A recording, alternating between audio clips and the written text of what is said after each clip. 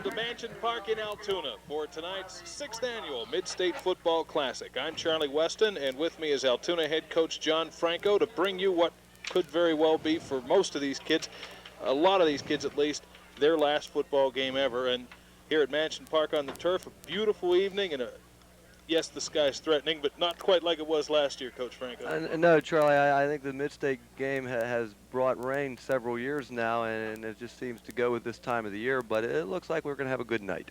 The Central Pennsylvania Football Coaches Association are responsible for this game this evening, and they've dealt out $18,000 in scholarships, helping 36 young people start their post-high school education. It is a noble effort that the kids get involved in here, and they're playing for something. Does it depend on what they do on the field as to who's getting the scholarships? No, in fact, Charlie, it's a complete opposite. You don't even have to be playing in the game to receive a scholarship. What we do is the Coaches Association sends out literature to each head coach at each school, and he is able to nominate any of his players, senior players, and managers for that matter, who it would be in need of scholarship monies. And that goes before a committee, and the committee tries to determine just who is going to be faced with the greater need. And there's a lot of things involved, the parents' financial situation, the cost of the school, among others. And you know, you always have some years where a kid may feel that he should have received something, but I think the coaches do a great job in getting money to the kids who need it the most. The toss of the coin going on at midfield, and the South is going to be wearing red tonight. The white notifies the North, and the red team coming off the field will be kicking off. That's the way we'll start tonight's game, as the red will be moving from right to left across your screen, and the North team will be coming from left to right. The kids might just have taken an opportunity for you to understand who they were through their helmets away from you, because as we understand it, they trade decals, and some of them have 2 and 3 decals on them. Well, I think they've been watching a lot of college all-star games, Charlie, and they're seeing what the older guys are doing, and they're emulating them now. Matt Baker will be kicking off for the South at the 40-yard line, the new Omni Turf at Mansion Park. A successful season last year. I don't think they had any injury problems, did they? No, fortunately, knock on wood, we did not have or record one injury on the turf, and to my knowledge, nobody else had either. And Fred Ironside and Matt Henry are deep, or at least Rich Rogers from Belfont. And it'll be Williamsburg's Matt Baker kicking off from our right to left.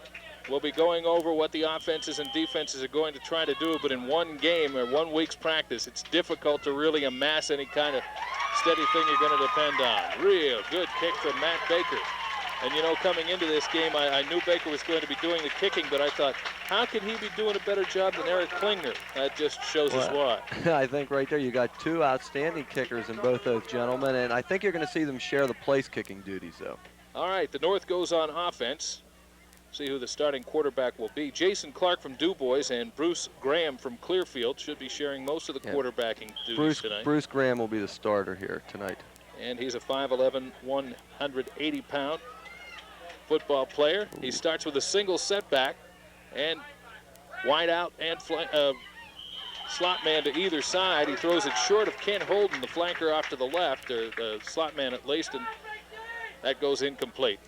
Yeah, what they were trying to do, Charlie, they put double twins, or they put twins to both sides, and they tried to go to the weak side against or opposite the strong safety of the North, and they tried to hit him with a quick seam, and they were a little off there.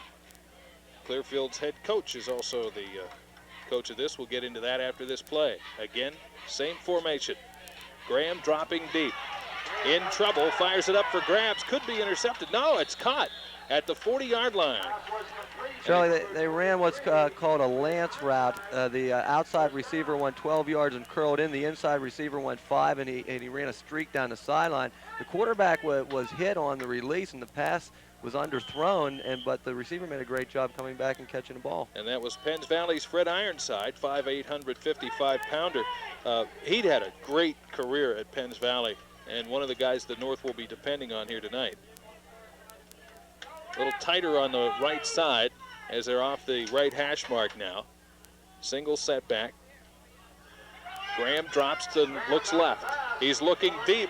Wide open out there is Fred Ironside, and he's going to go all the way for the touchdown. Charlie, they mirrored the same play to the other side. It was a lance, as we call it, a curl by the outside man and a flatten up by the inside man, and they hit him deep for the touchdown. It was the same play that they went on to the right play before. And if you're wondering why he was so wide open, a defensive end, Steve Mock from Williamsburg, had the assignment, and it was no match for Ironside's speed. Well, what you saw there, Charlie, he wasn't really supposed to cover him deep. The defensive back on the outside third is supposed to stay deep, but he came up and took the curl, which he's not supposed to do, and he should have been dropping deep into his deep third. All right, Todd Hardy will try the extra point for the North. 6-0 very quickly for the North. We've only played 38 seconds. It's down, kick is up, and looks good from here, and it is. 7-0 North to get this one off on the right foot. Last year's game, of course, was played in a thunderous downpour, at least at the beginning of the game, and it wound up a low-scoring game, 12-3. But in a game like this, one touchdown early is not going to be the end of it. No, without a doubt. I think you're going to see two explosive offenses on the field, and both teams are going to open up a bit. At least they indicated that much to me before the game, and I think you're going to see several touchdowns that are going to be needed to win this game. Todd Giannakos he runs the ball at Clearfield, and most high school teams do. But when you get this kind of talent on a field, you hate not to take advantage of it. Yeah, well, Tim does run the ball, but Tim will put the ball in there when he's had a good quarterback. He's liked to throw the ball quite a bit, and he's kind of relishing the fact tonight that he's going to be able to do that. 3 plays, 80 yards, 38 seconds. Graham to Ironside for the 60-yard touchdown score, and the kick will come down at about the 13-yard line. Taken in the middle of field and up through the middle. I believe that was Matt Baker.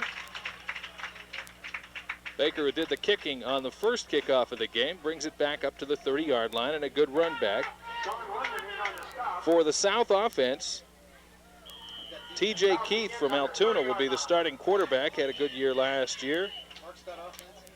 And we'll try and catch everybody else. Matt Baker is in there, along with Eric Klingner at wideout, Dan Casillo, the tight end, Dave Weiland, the tailback, and Keith Border should start at fullback. But we'll be seeing a lot of kids tonight, and that'll throw me into a tizzy. But yeah, you're going to find a variety of kids in there at positions.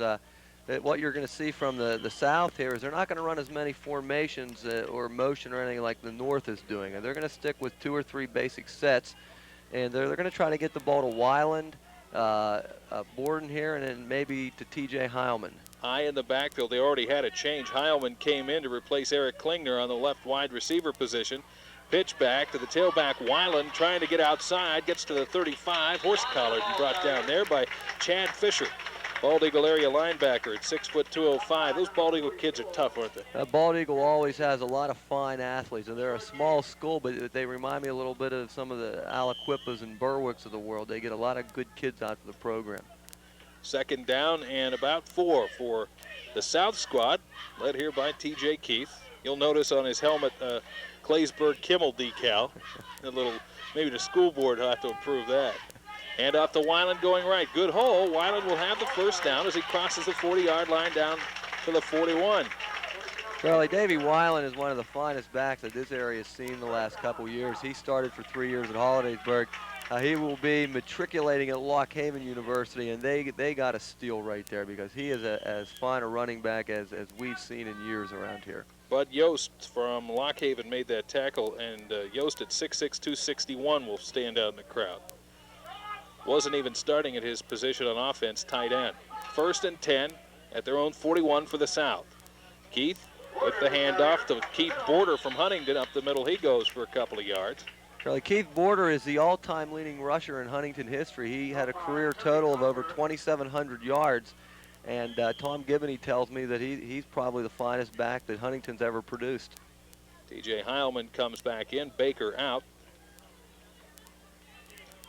And also in for the South squad is Sean Ivey from Juniata Valley. Wide out right, slot man to the right from the eye, tight end off to the left. Pitches left, Weiland then cuts it back inside, gets across the 45, the 50, and down to the North 47-yard line. Charlie, what the South is trying to do now is they're running a twins to the to one side and a tight end opposite, and they're running against the strength of the South or of the North, and it's a simple 5-2 defense as the North is running, which they have to do in this game, and the South is doing a good job of coming back against the weakness of the defense and picking up some yardage. 12-11 left in the first quarter. It's 7-0 North on a 60-yard touchdown pass. Eye in the backfield. And again, the two receivers off to the left. Keith with a short drop, keeps backpedaling from trouble, throws it into the middle, and it's hit up in the air. Goes off Keith Porter's hands and drops harmlessly to the ground, but there was a moment there where you thought it might be picked off. Well, so there was a mix-up somewhere, Charlie. The receiver ran a curl, a 12-yard curl and a flat, and the tight end ran a drag backside. TJ looked like he wanted to throw off the first, second or third step. The receivers weren't looking, so he had to continue back. So either the receivers ran the wrong route or TJ was looking at the wrong pattern there. Pretty much expect stuff like that after a week's practice. Oh, obviously, yeah. Eric Hufford wide to the right from Central. Now in motion is Ivy to the left side. Keith dropping straight back. They let him through for the screen off to Weiland, the 45-40. 35 gets away down to the 25-yard line and goes out of bounds on the far side of the field after being knocked out by Sean London. Very, very well done there. The rush came very, very hard from the strong side. TJ set it up beautifully. The lineman got out in front. Dave Weiland used his blockers masterfully, and he got a great gain out of that. Well, Weiland certainly looking for a better night here than they had the last time they played on this field against Upper St. Clair. Well, not too many people are going to have a good night against that football team. No, that's for sure. That was a great, great football team. High in the backfield. Receivers split wide to the left. Motion on the right side of the line. Keith rolling left. Throws it into the middle. Good play, TJ Heilman at the 5, and he'll go down to the 3-yard line. But this one will come back. Motion on the right side of the South offensive line. And again, Charlie, you've got kids who've all been playing with different cadences. And that's very difficult to get used to the same cadence in 1 week of practice. And this is really the first penalty we've had so far in the game, if I'm not mistaken. Yeah. And that's a good sign. At least the kids are meshing together here. There were a ton of penalties in last year's game, 170-some yards. And you said that many times the ball was lost on the snap and just... Well, there was a problem that the ball a lot of times was in about 6 inches of water, different parts of the field, and honestly the center could not snap it at times, and kids were jumping offside, and center couldn't get it out of the mud. There's a picture in the program where it's the second half, and the water's gone down to near ankle level. Keith rolling around in the backfield, way deep. He's going to fall down, tries to get the ball away, and that's going to be grounding the football. Well, actually, that might not be a bad play for TJ because I don't think he's going to lose as much yardage as he would if he would have taken the sack right there. The officials for tonight's game, Jim Andrews is the referee, the head linesman Chris Rickens, the line judge Ron Rickens, umpire Mike Brown, field judge Greg Hoover, and back judge Ted Beam. Those guys are just glad to be on this field. They don't get a chance to work on this field very often. Altoona crew. It is grounding the football. Loss it down. 2nd and 15 coming up as it's back to the 45-yard line. We got a second and what, about 35 here, Charlie? Yeah, 36. You're right. Keith hands it to Weiland. He drops it. And it looks like it's recovered by the North. We'll see what they call. Travis Lavelle was first in on it. And it is.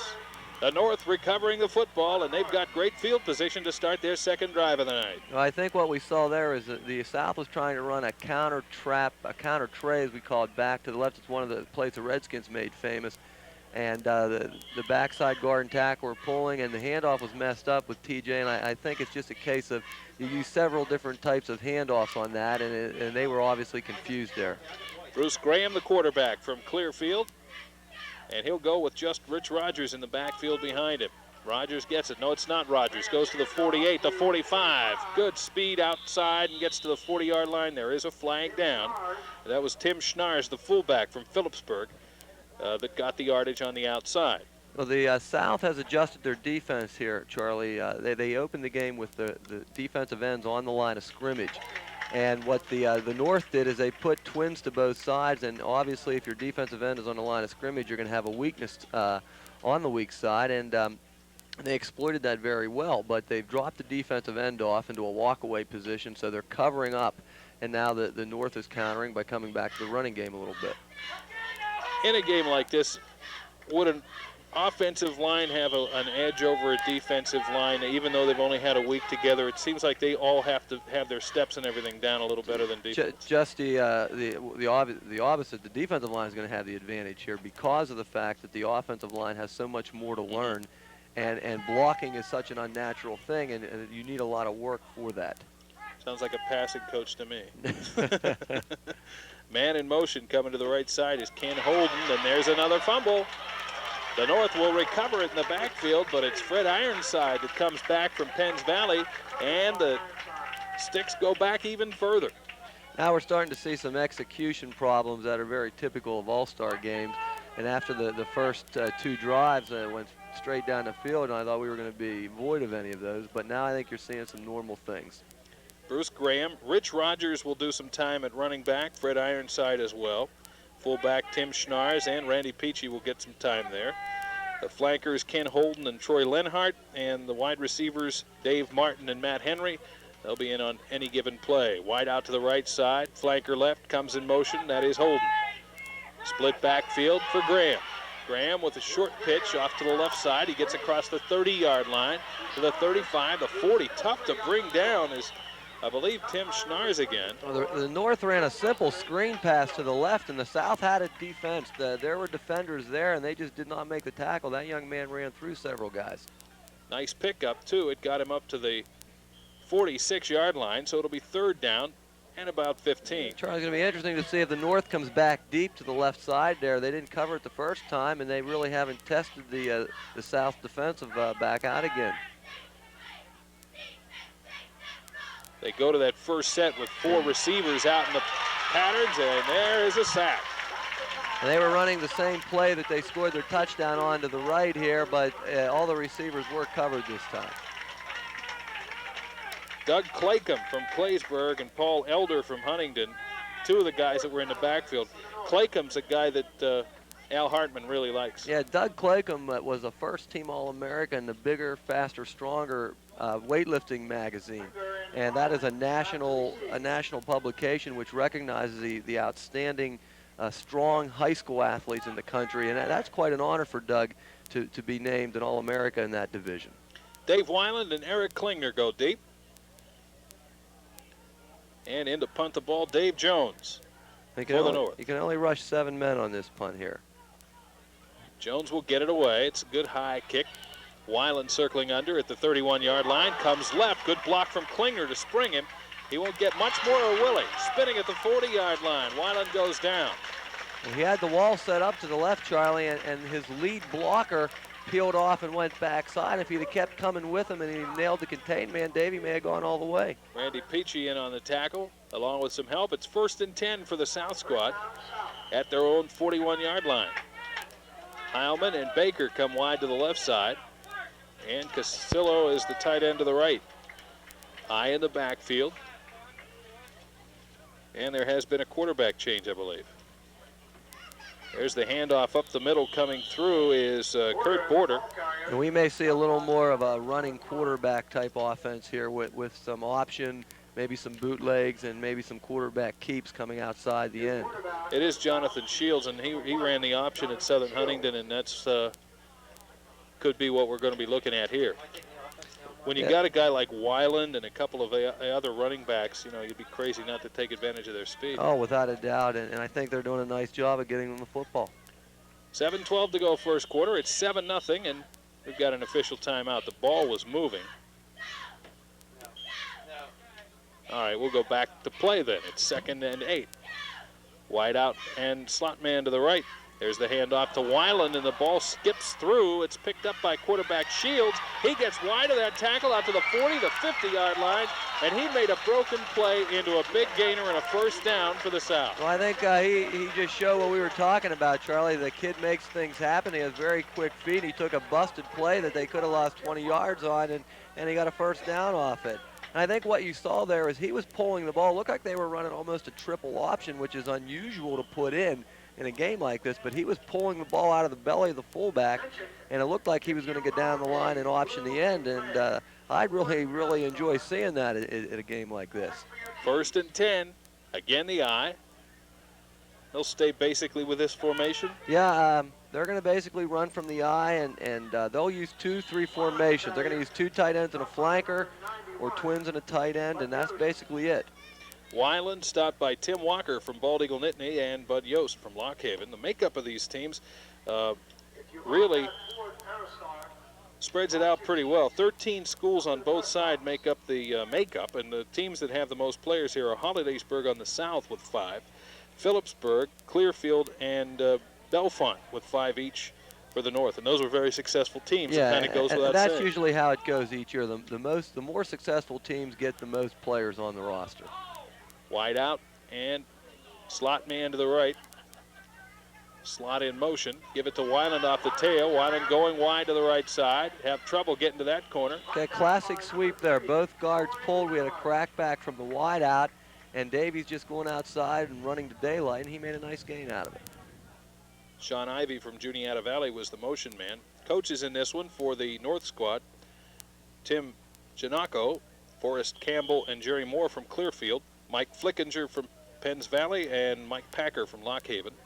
For the South, Al Hartman from Mount Union brought Dave Hummel and Rick Wilson with him. Bill Klaus from Juniata Valley and Dave Baker from Williamsburg, coaches. 3rd about 5. Shields dropping back, rolling. Slippery guy back there, isn't he? But he's going to take one here into a big loss back to his own 46-yard line. Again, Charlie, there seems to be a mix-up with the steps for the passing game. The receivers were running longer routes. When I say that, I mean 12 yards or more. And you need at least a 5 to 7 step drop for the quarterback. The quarterback was taking 2 to 3 steps looking to release the ball, and the receivers were not ready yet. So, and we've seen that happen twice now, so something's going to have to be adjusted there. Potts from West Branch, Searer from Lewistown, and Yost from Lock Haven in on that sack. And it's 4th down and 19 from their own 46. And Baker will kick. Nice high kick. That's going to, I thought it might go over Ivy's head, or not Ivy, but Rich Rogers from Bellefonte. But he caught it at the 13-yard line. 42-yard punt from Matt Baker. When I noticed that Baker was going to do all the kicking tonight, I thought, well, you know, normally they split that stuff up. He's really doing it. After looking at him kick right there, I don't think you want to put another kicker in. Of course, as far as punters go, I don't know if they have another full-time punter. I think they had a couple kids who kicked. Well, I know our T.J. Heilman kicked, but it was, you know, he was not as consistent as Matt Baker was. All right, Graham's still the quarterback with that single setback, and we've got some flags coming down now. They seemed a little late. If anything, the ball must have been snapped, and only the quarterback and the center were aware of it. But one of the things you can be sure of is the center wasn't offsides, Charlie. No. That's Bart Kerr from State College, 6'1", 215. State with only 2 players on the team this year. Dave Martin, the other one, he's a wide receiver, 5'6", 135-pounder. And this one is on Doug Claycomb. I think you'll see State College has pretty much their entire offense and defense returning this year, and they only had 2 or 3 kids that they could put in this team. So that's good news for Ron Pavlechko and the people at State College this year. I think last year, for balance, the AAA division probably had a lot more good teams than the Quad A. Of course, there are a lot more teams in AAA, too. Oh, yeah, last year was not a good year for the Quad A overall. And there's a long one again, off the fingertips this time. Downfield, Ken Holden. Yeah, the North is just really throwing the ball downfield. They have a vertical passing game going, which is excellent at this point, and the wideouts are just beating the defensive backs one-on-one. So I think the North has spotted a weakness in the secondary of the South, and they're exploiting it, and that really should have been caught for a touchdown pass there. Well, with most teams running the football, oftentimes the defensive backs don't really get a test. Well, I think that's true, Charlie. In a game like this, you're going to have to go and look at the people that may not have supported the pass too much and go at them. I think the North is doing that. Schnars, the fullback, gets the handoff up the middle. He'll have the first down and get out near the 30-yard line to at least the 28. Yeah, they ran a simple, quick trap up the middle there, and at least it looked like the guard was pulling from here. And the fullback, they had the linebackers knocked out of the play. If you control the linebackers on a trap or even a dive, and you're going to get some good yardage. Phillipsburg, one of those AAA teams that had a fine year last year. Tim Schnars on the team from Phillipsburg. They have 5 kids on the team, and Coach Donahue was saying that those were his favorite kids as a group. Yeah, Jack Bailey says that's probably one of the best teams that Phillipsburg's ever had, and I think you can see why watching these players. On the 50-yard line, picked up on the catch by Rich Rogers out of the backfield. Well, I think you're seeing a classic playground type offense there, because the receivers just ran what we call 4 seams straight downfield. The quarterback scrambled back and just found one open in between, or a little bit behind the linebackers and in front of the defensive backs, and he put the ball in the money. This kid is not bad at all. Rogers from Bellefonte, one of the kids that they depended on heavily last year, and a very successful season for that team as well. 5'10", 165-pounder. Not real great size in the skill positions on either side in this team, but they are quick. Yeah, I think you're seeing a lot of quickness from those positions, but there isn't really any great speed out there. And for that matter, there really isn't any tremendous size. I think you're seeing some smaller kids this year in the graduating classes. Clearfield Steve Putt on that carry. Football around central Pennsylvania, it'd be very difficult to separate the classes. Yeah, I'll tell you what, AAA, Quad A, and some AA schools competitively are just about the same. You're absolutely right. Sun shining brightly now on the south, or the north offense at least, and going off to the left side. North ran a toss sweep to the left there, and it looked like he had the outside. He chose to cut it back inside, and he still made a nice gain out of it. Quarterback still Graham.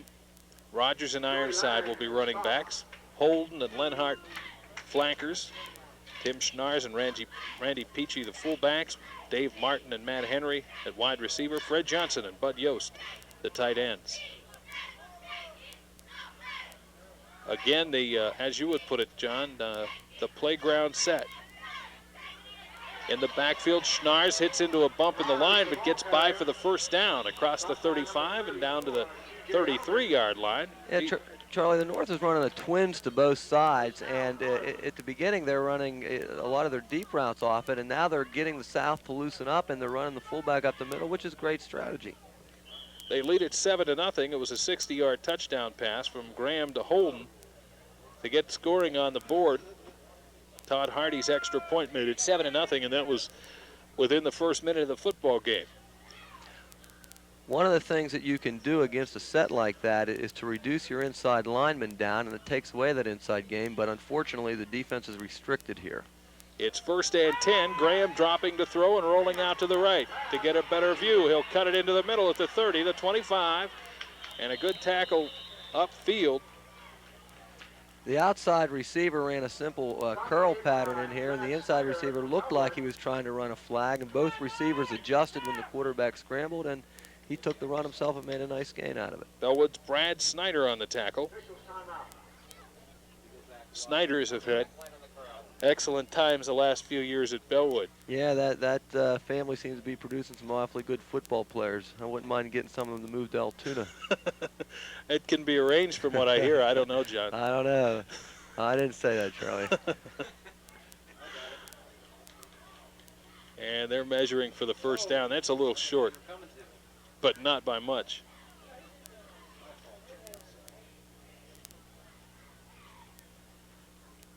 The South squad on defense in the secondary. Now, I'm going to be naming people that may not be there right now. There's Eric Klingner and T.J. Heilman, Matt Baker, and I believe it's Tim Beals. No, it's not. It's Mike Mock from Central. From Central, right. Yeah.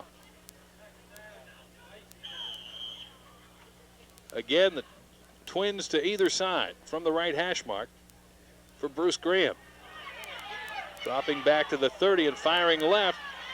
And Eric Klingner knocks the ball down. The same pattern they ran for the touchdown, a curl lance route up the sideline, Charlie. Eric Klingner played it beautifully and came up. Did he come up with the interception? No. No, he dropped it, but he had the ball in his hands, though. Yeah, I think when he hit the turf, he kind of bounced it out. But Eric Klinger's not one of those kids that hasn't seen passing. And Eric Klinger plays everything he plays with 100% effort and heart. Yeah, Eric is one of the finest athletes that the area's had the last couple of years. He plays in several sports, and he's outstanding in each sport, and that's why he was Hollidaysburg's most valuable player this year. Again from the spread formation, they give the ball to Schnars. Big hole in the middle. He comes across the 15 and down to the 10-yard line. Well, again, Charlie, they're trying to trap in the middle off that double twin set, and give credit to the fullback because it was clogged up in the middle, and he bounced it out nicely to the outside and picked up a first down. There was nobody there when he got there, too. Nope. So a first down for the North. Already leading in this game, 7-0 with 1:43 to go in the first quarter. Now, one of the changes in the game, Charlie, as soon as the ball is inside the 10 and they've got about the length of the football to go, the defense can move their linebackers up and get into more of a tight set, which will benefit them a little bit. But right now, you can see the backers back, and it wouldn't surprise me if they ran it again. Schnars, the fullback, the only one in the backfield. Graham looking to throw. Graham will be yanked down in the backfield. And again, I think the North is using the same pattern to death here. They tried to, again, curl or hook the outside man and run the inside man flatten up, and it's talk about going to the well once too often. I think they're doing it right now. Kevin Dodson from Central made the surge to get quarterback Bruce Graham, and that puts him maybe out of scoring position. I don't know whether they would attempt a field goal. Well, we'll have to see what kind of kicker they have. I'm not familiar with the kicker for the North, but I know there are several in the South that can come up and boot that thing through. 2nd and 21 for the North. And the officials have called timeout once again. We have an equipment problem with quarterback Bruce Graham. Well, this is interesting, Charlie. They're in a pro set I here, and definitely not conducive to the passing game. They're motioning here, and we'll see if they throw out of it, which looks like. Graham, quick pitch on the right side, trying to set up the screen, but he threw it short. The I is a tough set to throw a screen from. You have a longer time to find the running backs. And right there, they didn't fool anybody. The defensive lineman from the South picked it up, and they stayed right with them. And they're lucky the thing wasn't intercepted. Steve Putt was the intended receiver from Clearfield. Bounced into him. Everybody I talked to before the game, coach said, boy, we love this field. Yeah, well, I'll tell you what, you're not going to find a better field in the state. Bruce Graham, the quarterback, again with the pro set. Dropping back to throw, fires it into the middle, and it is caught. Fred Ironside gets it at the 13 and goes down to the 5-yard line. Yeah, they brought Fred out of the backfield from the right, and he just found the open spot in the middle. He seemed to be reading zone, and he hooked up in the zone, and the quarterback spotted him, and they didn't hit the first down, but at least they're in field goal range now. 4th down and about 3. Maybe a little more than 3, and they will not run another play. We're going to end the quarter here with the North squad holding a 7-0 lead in the Mid-State Classic, the 6th Classic. In years previous to this, the South amassed a 3-2 edge. Last year, the North did come up with a victory, a 12-3 win. Before that, 2 straight wins for the South.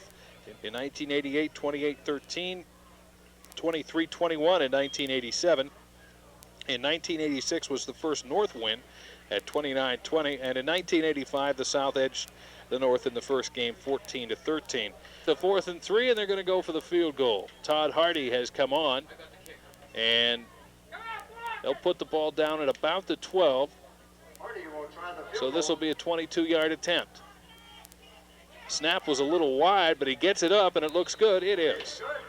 That's a chip shot. That's not much more than an extra point, so Todd Hardy gets it. Well, I think the important thing there, Charlie, was that the North came down and scored, and psychologically that it puts the South at more of a disadvantage because they've been down in that area and they did not come up with any points. And I think if the South could have prevented a score there, they'd have had the old momentum on their side. But right now, that was a big play for the North to get points out of it after they were, what, 3rd and about 20-some down there? Mm-hmm. Yep, and as it looked there was no play that they wouldn't use to get that extra yardage and get it into scoring position. Yeah, it's amazing when you're in an all-star game that you'll just use anything in your repertoire there, and the pressure's kind of off. A 5-minute, 3-second drive, 13 plays, 87 yards, and a 22-yard field goal by Todd Hardy from Bellefonte made it 10-0. And to kick off is Pete Schnars, and Schnars kicks it into the end zone. It'll be picked up there by Matt Baker. I guess when it goes in, you can't bring it out. Yes, the high school rules, Charlie, and when the ball breaks the plane of the end zone on the kick, it's dead automatically, and we started from the 20. It's going to be interesting to see what the South is going to come out with here. Dave Weiland was running awfully well early, and I don't think the South can go away from that game plan. Davey's an excellent guy, and there's plenty of time in this game. If you think about it, there's actually an extra quarter that the high school coaches have to work with that they're not used to, so that makes patience even more important in this game. And excuse me to Tim Schnars, not Pete. I don't know, Pete just sounds right with that. It's probably his brother. It might be. Heilman, or rather Keith, back in the game, fires it into a crowd. It'll be picked off at the 25-yard line and pulled down there by Jeff Donahue from Bellefonte. I think TJ made one of the major mistakes that a quarterback is not supposed to make. He threw late into the middle. You never throw late into the middle because the defenders are always back to where they're at. They begin separating themselves from the middle. When the play develops, they get back to the middle. And TJ had nobody open. He was under a heavy rush, and he just threw the ball up for grabs, and it's just not the place to do it. I had the feeling that TJ once again was looking for a receiver and didn't find him right away, and then panicked a little. There seems to be something a little bit that needs adjusting with their passing game right now, Charlie. Graham, the quick handoff to Steve Putt, and a fumble on the play. The South squad says they've got it. And they do have it. Well, let's see who is in. It's Kurt Border. And Laverne, is it Laverne House? Laverne House from Mount Union. And House gets the ball, and up the middle he goes with that big step, gets up to the 30-yard line. Laverne House, there's a penalty marker thrown right there. Laverne House had a game where he had 12 carries for 257 yards and 4 TDs against Southern Huntington, which was an all-time school record at Mount Union, so we know he's explosive. And that penalty, of course, was called first over here on the sidelines by the South fans. They figured it was piling on, and they were right. Probably should have let the fans call more penalties. Charlie may have a more exciting game here. They all no doubt would like to. There would be a penalty on every play, and you know it. Depending on who has the ball. I'm not going to make any comment about home team advantage. No, not in this game. No. 45-yard line for the South team, trailing 10-0 with 13:44 to go in the second quarter. Obviously, 15-minute quarters in this one. Keith turns and hands the ball to, who was that? Was that Border? Yeah, Border. Border. Keith Border from Huntington. A simple dive. The South has himself in a second and long situation here, which is just what the North wants. And I think that if the North feels if they can control the running of Borden and Laverne House and Davey Weiland, I think they feel they have the advantage. Mm-hmm. Wide out to the left side. Looks like they're going with double tights here. Double tights and a flanker. And the handoff is met with another smack. Yes, they were running an off-tackle play to the right there. They had pro setbacks to the right, double tights and a flanker left, and it was a simple off-tackle handoff to the fullback. And again, there wasn't very good execution between the quarterback and the fullback there. Yost, Chuck Cruz, Todd Hardy, all gave the intended handoff person, Kurt Border, a good little pat on the back as he rolled him. It's 3rd and 13 for the South. Keith will throw. He's in pressure. Throws it short of Laverne House. That could be a penalty there. And I don't think the official picked that up. He threw that out of alignment, and it looked from here like he touched the ball, which is illegal. I don't know, Coach. I thought maybe House got a piece of it. Okay, well, then that negates that. So it's 4th and 13 now from their own 42-yard line for the South, and they basically have had nothing going at all. No, but one of the things is the field position. The South has not really suffered from field position, which you see happening in these games. It's just the North has been putting on some great offensive drives. Baker to kick. Single safety back. They'll let it hit at the 30 to the 25. Nice little block there. That was Nate Searer And that usually is a factor here, but in a high school game especially, but it hasn't been right now. Well, this is one of those good-natured rivalry-type games, just like last week when Fred Hasselrig was kicked out of the Lansing game. Yeah, yeah, Fred was doing his thing again, I guess. 1st and 10, dropping straight back is Jason Clark from DuBois, the new quarterback. It's tipped, and Baker almost had it. But what they try to do there, Charlie, they ran a pro set to the right. They had a flanker right, a tight end right, and a split end to the left.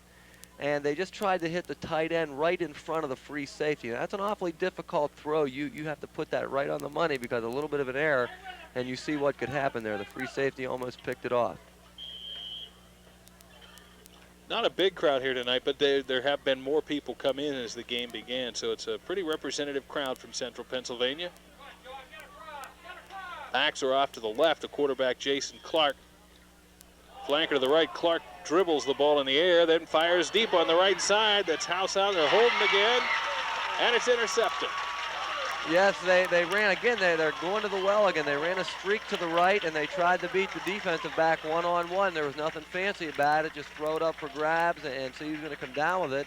And the South is playing noticeably better defense in their secondary. Big difference this time was that instead of having Steve Mock from Williamsburg covering at defensive end, they had Mike Mock, a cornerback from Central, covering. And obviously, the speed's a little different. Yeah, and it helps that he's staying home right now where he should be. They're playing a lot of three-deep zone with the South, and that's very difficult to beat deep.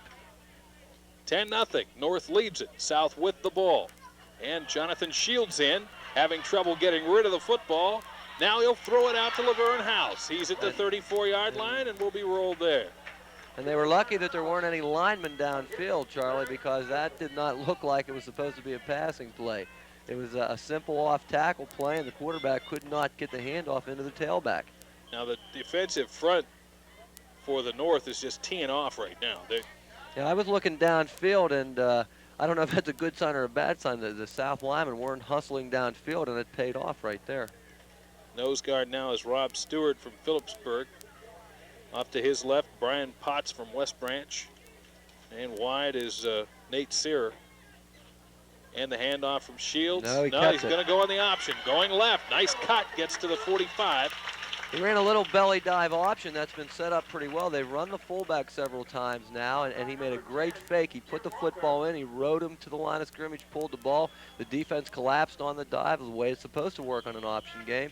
Quarterback got outside and made a nice gain out of it. I didn't really think he handed the ball off. I was just trying to exhibit. You did a great job of adding to the deception of the play, Charlie. Absolutely. 3rd down and 3. I never have been able to follow the option. I'm sorry. Just watch the linebackers, they'll tell you. Twins left, and there's the handoff to the fullback. Up across the 50-yard line to the 49, Porter from Huntington. They're going to be faced with a 4th and short here, and it's interesting in an all-star game, and they're going to punt it and get the field position, which is a good decision. Sometimes you wonder in a position right here where you need some momentum a little bit that you might want to go for it and risk it. But it's easy to say sitting up here, and you don't have to worry about it. I was just trying to run over in my mind how many times you did that last year. It's nice to sit back here and expect somebody else to do it. Baker will kick. Steps up and hits it at the 40. Good kick. They'll call the fair catch and let it bounce and roll. It'll run laterally across the 20-yard line. 1st and 10 from their own 21 for the North. Coming wide to the left side, Fred Johnson from Penns Valley, not Pleasant Valley, and Ken Holden from Phillipsburg. Holden, number 1. They're straight man coverage here, Charlie. There's no free safety in the middle. And the handoff to Schnars up the middle. He'll get 5 yards up to the 26-yard line. That seems to be good for 5 yards every time they go to it. Well, obviously they're controlling the linebackers right now, and you can't do anything with your defensive linemen to shut that off. So what it amounts to is your nose guard has got to take charge in there, and obviously the center's controlling him, and if that happens, it could be a long night for the South.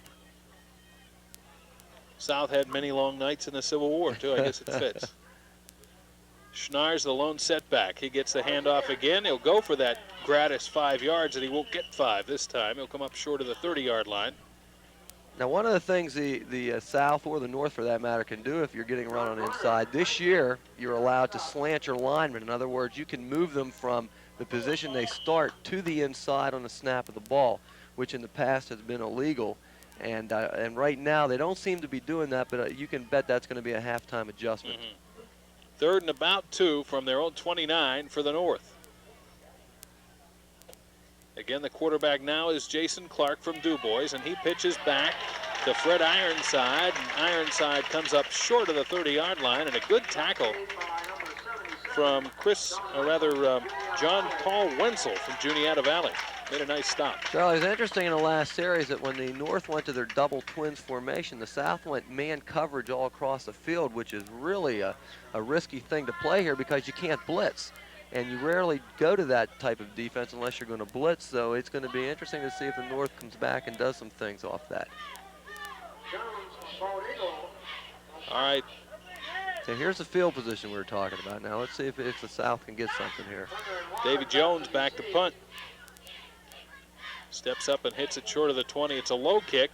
Weiland will take it at his own 35-yard line and look for the outside. He gets to the 50, cuts back at the 45, breaks free at the 30.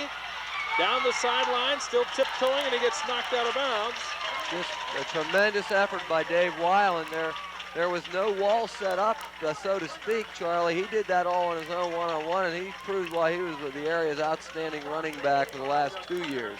And he gets it up to the 18-yard line, and I can't remember the last Hollidaysburg team that didn't have a punt return for a touchdown in any given season. They always have somebody that can do that.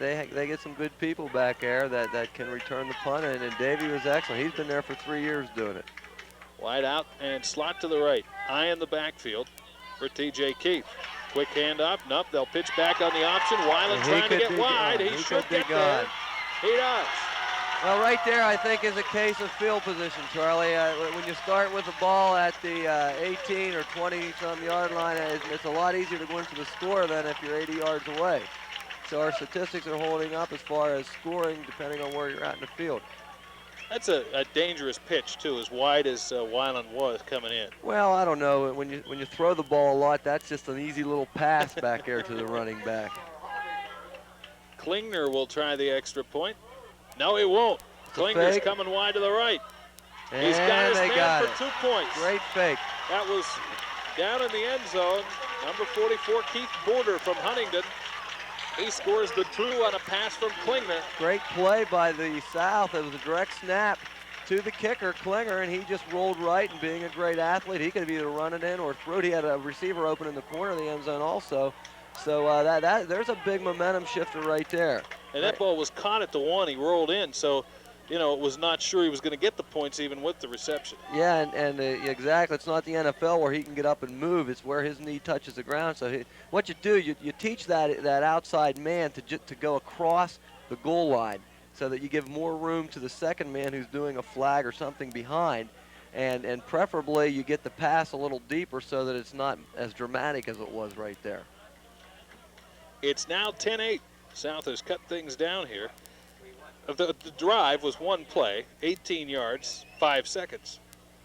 Well, you can't ask for more than that from an offense, except the defense might have wanted a little more rest, but they were only out, 3 plays the last time anyway.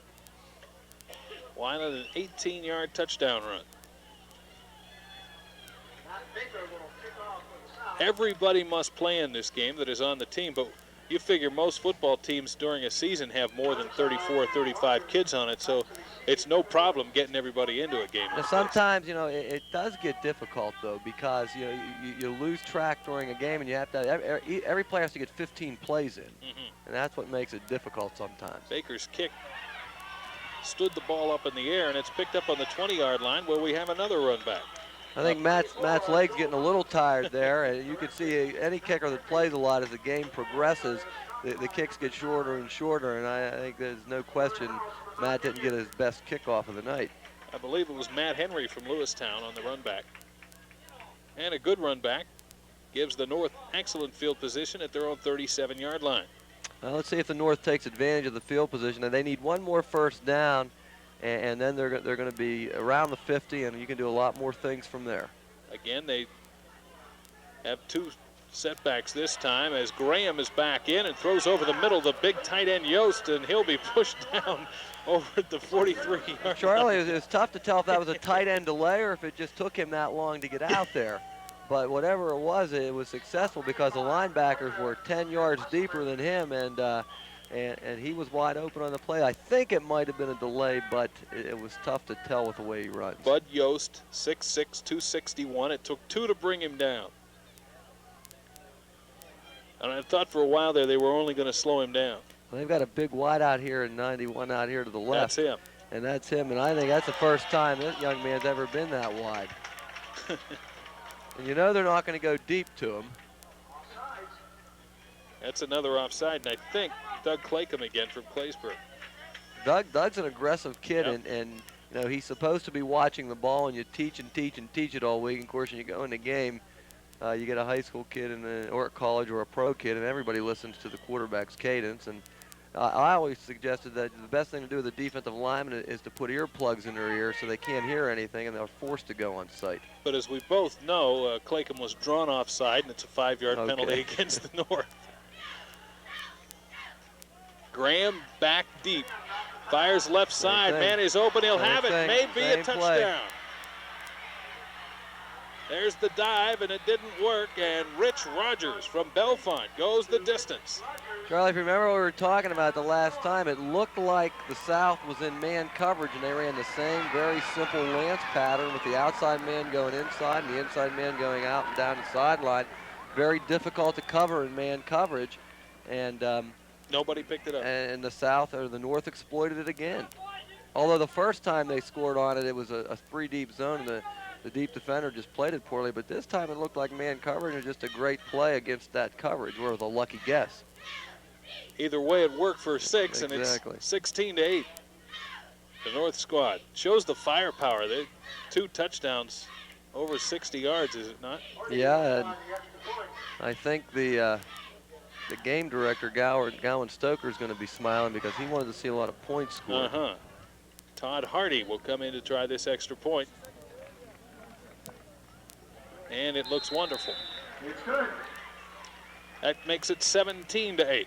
2 plays, 63 yards, 61-yard Graham to Rogers pass. And that was a 1-minute, 23-second drive. I mean, the last 2 drives have taken up a total of 3 plays. That keeps things interesting. We don't have to find any small talk here. That's true.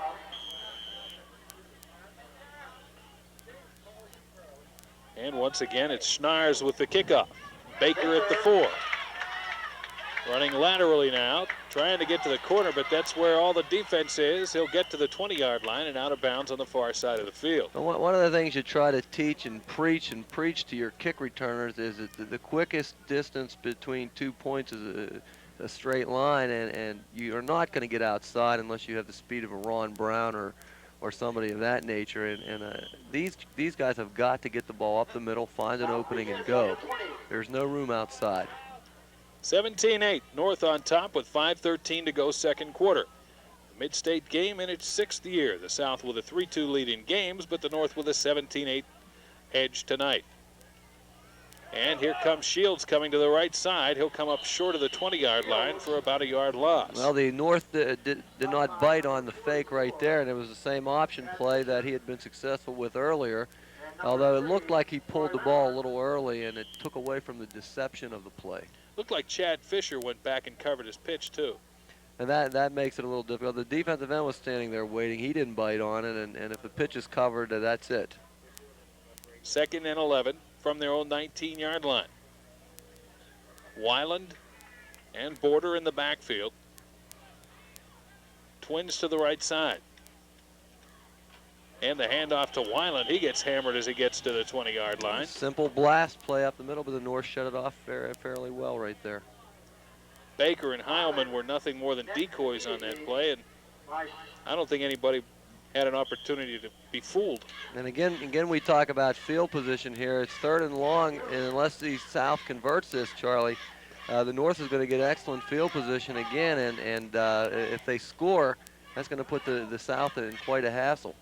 Klingner and Ivy come back in. Ivy will take the slot on the left side. 3rd down 10 at their own 20-yard line. High in the backfield. Shields drops back, and there's trouble again. Fires it into the middle of the field. It looked like Klingner was ready to receive the ball, and Baker, or at least Border, came in front and knocked it away. Got a late flag here, roughing the quarterback. Well, that'll help the South squad. That'll pick up a first down for them. But again, Charlie, there's some problems with the passing game, the timing of the quarterbacks. The quarterbacks are looking to throw after they're sliding out. They're taking 2 to 3 slide steps out, which is an unusual step for the pattern that the receivers are running. If you want to throw quick, the receivers are running 5-yard routes, you take 2 to 3 steps and you release the ball, fine. But if the receivers are running 12 yards or more, you need to take 5 or 7 or roll out even. And then you'll have your timing and you'll have a better chance of completing the pass. So, of course, it could be the quarterbacks that just are not used to the steps. Although I know T.J. Keith has taken 5 and 7 and has rolled out quite a bit, but I'm not sure that this young man has done the same thing. Jonathan Shields, the quarterback from Southern Huntington. Deep pitch to Weiland. Weiland looking for a hole to the right. Boy, he follows his blockers well. Unfortunately, the blocker couldn't burst him through. Defensive end did a nice job of playing off his block. The linebacker scraped over very well. Corner came up, and Davey didn't have any place to go. Coming wide left, slot man Baker comes in motion from the eye. Keith is going to get hit. He gets rid of the ball in time, but TJ did manage to get away from being hammered there. I couldn't tell if that was supposed to be a screen or he was just dumping off to a flare man out there. I didn't see any linemen get out, but again, the way the rush came in, it made you think that it could have been a screen setup. Nate Sear from Lewistown on the charge. Was he just missed, or was that a guy that... Well, again, that's why it was difficult to tell if they were setting up a screen or if the linemen were just a little bit tired right now. Well, you know, the South squad's offensive line has some 265, 270-pound players on it. And I've always noticed that those kids better have the strength to go along with it. The little ones will run around them. Yeah, that's true. And in a game like this, as the game wears on, and TJ throwing long down the sideline, he had Dave Weiland open, but the pass was underthrown, and it was consequently an interception at the 45. Todd Hardy of Bellefonte makes the pickoff. One of the linebackers getting back into pass coverage. And TJ just didn't quite get it hung out enough. What he was trying to do there, Charlie, he was rolling left, and it's called a throwback, and they released it back out of the backfield and down the sideline. And usually you're going to get one-on-one coverage with a linebacker, but he stayed with him. He was open if TJ would have got the pass out there. All right, North back with the football at the 45-yard line in North territory. Clark with a quick two-step drop gets to Holden. Holden across the 50 drops the football, but I think they're going to call it down. Well, I think right there. No, they're not. Yeah. I think the South has got to get their quarterback steps more in gear to the receivers' depth on the routes. We take pause now for those of you at home who want to see whether or not that was really a fumble to rewind your VCRs. Not that it's going to make much difference. Keith is dropping. Okay.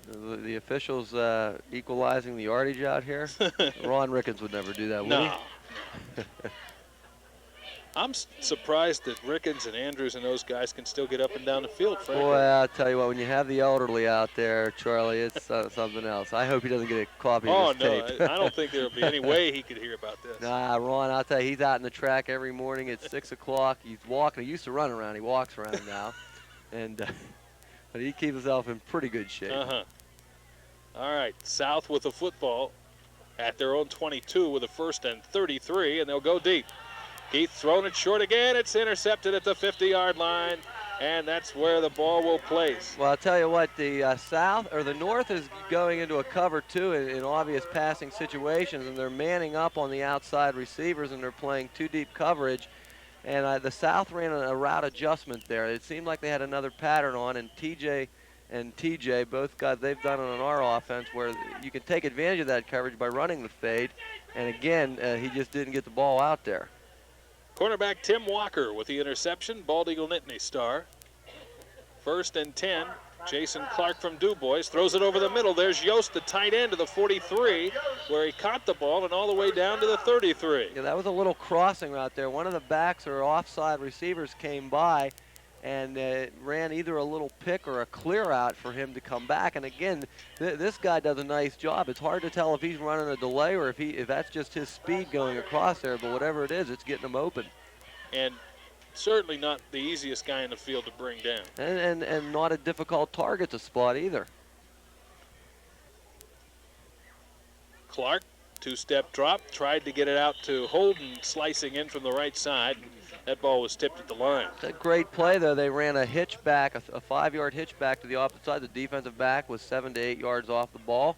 That's a 5-yard gimme right there. If he gets the ball out, he's got a nice little gain. Tim Janako's thrown just about anything imaginable in this game, and it's paying off because they're executing quite well. Going to see any muddle huddles or you may in the second half. Pitch, yeah. Don't roll it out. I want to see the streak to 91 out there. He's off on the right side now, but they're in all-man coverage. This is interesting. The handoff to Schnars up through the middle from Phillipsburg. He gets over the 13-yard line, and that's about it. But they're in that double twin set. As you can see, this is several times that South has done that, is they're manning up. And there's nobody in the middle, so you can do several things with that. You can send the fullback right down the middle. You can run a crossing pattern, which they've done quite successfully, and you can get quite a few receivers open there. So the North seems content right now, just to use the running game and just throw some short stuff. Hopefully they can get it. They're thinking they can get another field goal or a touchdown out of this. Of course, the kids that are on the field tonight are already through their high school careers. When does it all start all over again for the other high school kids? For the other high school kids, August 13th is the official opening day of summer camp, and that's not too far away right now. Everybody is involved in conditioning and weightlifting and summer leagues, and pretty soon the area will be filled with footballs. We hope so anyway. How does a kid be a football, basketball, and baseball player all at the same time? It's difficult today, but it can be done. Jason Clark with the eye. Sends Holden in motion to the left. Clark turns, gives to Schnars again. They don't think he's going to get that first down. There's a penalty marker down, Charlie. There was a penalty flag thrown in the defensive backfield, or right behind the line. Well, whatever it is, it's fourth down, and this is what makes all-star games fun, something a little bit different. It isn't fourth down. That was the fourth down play. It's first down, and the South takes over, so that was a rather big call.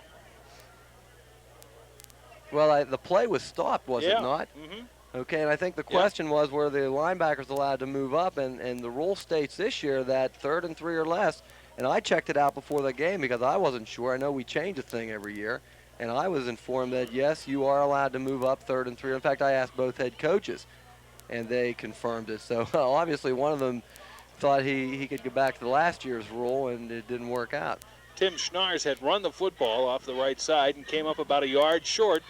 And the South takes over. It looks like they're going to run the ball out, but maybe they'll take a chance and go deep on one. T.J. Keith rolling out. He'll have the option for himself. He'll go to the 20-yard line and be spun down at about the 22. It's a rather dangerous play in the situation with 19 seconds running an option back, Charlie. I thought they might take a chance and go deep. The defensive backs were not in a prevent coverage back there, which was a little mystifying, but to run an option to the right, they're taking all kind of chances here, and that's good. That's a lot of fun involved in that. You know, the prevent defenses are a quarterback's dream. I mean, you can just sit back there and pick them apart, and nobody's going to stop you. Well, the South has not had a very successful first half as far as quarterbacking is concerned. Now they're dropping into a little prevent here. Jonathan Shields back in, and it's going to be the running back option. Dave Weiland throws it up for grabs, and Heilman nearly tipped that ball and came around and got it himself. Good coverage on the play from Tim Walker of Bald Eagle Nittany. That's a little unusual play call here, Charlie, in this situation. With less than 10 seconds left in the half, you're obviously going to expect a prevent defense, so you're telling your kids stay back no matter what. So you're not going to fool anybody by doing this or a play action pass. What you're doing is you're taking time away from the throw to be made, and that is an advantage of the defense, and you're putting the ball in the hands of somebody who's not used to throw. Now, a good play there is to come back maybe in the third quarter on a running down and let Davey throw that, but I think the surprise factor is gone. 4 seconds left, 3rd down and 2. Jonathan Shields from Southern Huntington, the quarterback. The delay to Weiland. Weiland almost had his face mask grabbed at the 20-yard line. Dave, go down, please. He keeps getting hit. He's a tough kid, Charlie. He's going to take a lot to bring him down. Rarely does one tackler do it. That is the end of the first half. The North leads the South 17-8. 2 quarters remain, and when we return, we'll have first half statistics, and we'll be bringing you the second half of tonight's action. Once again, the North 17, the South 8. The first scoring play of the game came with 38 seconds gone. A 60-yard Graham to Ironside throw and catch and run, and Ironside with an excellent reception. I think I had Holden with that earlier in the first half, but it was Ironside from Penns Valley, and the extra point kicked on the play by Todd Hardy, making it 7-0. The North came back with a field goal, an 87-yard drive, and a 22-yard field goal from Hardy with 5:03 left in the first quarter. The South came back and got on the scoreboard following a fumble recovery deep in, or at least it was a run back from Eric Klingner, or not Klingner, but Weiland. I know it was a Hollidaysburg kid that got the ball deep into North territory, and it was a one-play 18-yard run then from Weiland, and the 2-point extra point was good.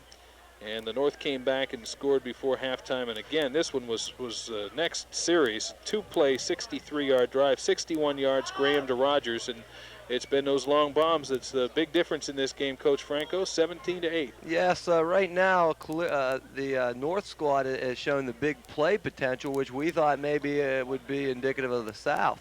So right now, and the North has really opened up. They're spreading with their formations all over the place. And the South has played a little bit conservative, so we're going to see if things change up a little bit this half. Baker at the 5-yard line for the South, coming right up the middle. Matt gets to the 25 and falls forward to about the 27. It looks like Matt took your... Well, you have to do this. You have to return a kickoff up the middle because there's a possibility you've got 54 1/3 yards of field that you can find an opening in, and when you go outside, you've limited yourself to 17 yards of that field. So you're going to have a better chance of breaking the big one and getting better yardage by returning the kick up the middle. Up to the 27-yard line. And the South will start the second half with a football, and they'll do it with Jonathan Shields, the option quarterback from Southern Huntington. 5'10", 165-pounder, and an eye behind him.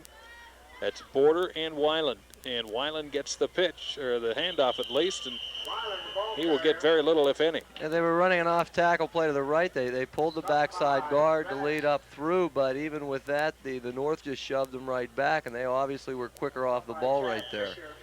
The South now has 2nd and long, and this is a situation where the defense can dictate. And on offense, you first down is probably your most important possession because you need to pick up 3 or more yards. 2nd down 9 for the South. Heilman, the wide out to the left side, and a slot to the left. High in the backfield. Shields will take it around the end and get to the 30-yard line and up to the 31. Again, they're running a little trap option game there, Charlie. It's a Syracuse freeze option series where the backside guard is always pulling. And to a linebacker, he can't tell if it's going to be a trap or if the quarterback's going to pull it and run the option. And I know Alan Hartman has always been very successful with that, or at least Mount Union has with Alan, and they've done a nice job with it tonight. Of course, they go to that side of the field when Nate Searer's in. That's been very difficult to get by him. He's been a super player on the defensive line tonight. And the fake quick opener, Shields takes it himself, and he'll be hitting the backfield and drop down. That's Rob Stewart from Phillipsburg, Osceola. And a loss in the backfield back to the, 27-yard line, just short. Yes. And again, they tried to run the option again to the wide side, but nobody was biting on the fullback right there with long yardage and 3rd down. And that'll bring up 4th and 10, and Matt Baker back in. Again, we're going to see the field position game come to light here, Charlie. It looks like the North is going to get the ball in good position. And Rich Rogers is deep. He'll let the ball bounce as he has on most occasions, and T.J. Heilman comes up and slaps the ball around at the 43-yard line. We'll see where they give them the forward progress to the 44, and good field position once again for the North.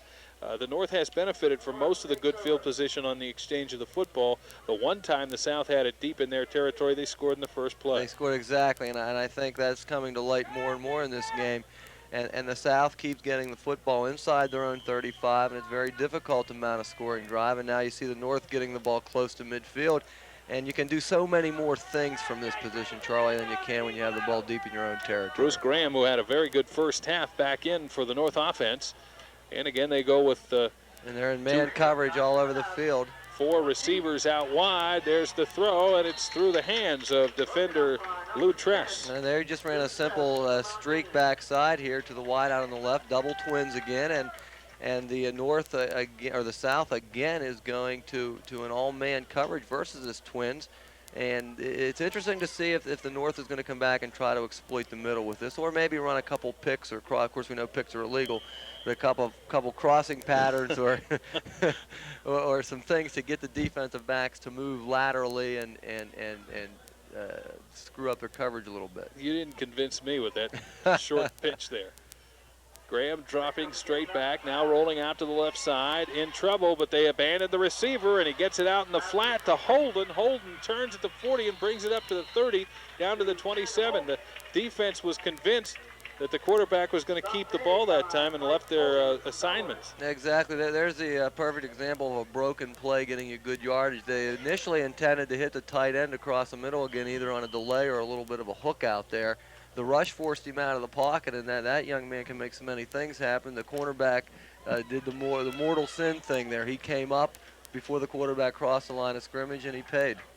Ken Holden has had a nice night. He hasn't been hit every time he's been a receiver, but he's made some things happen after he's gotten the ball, too.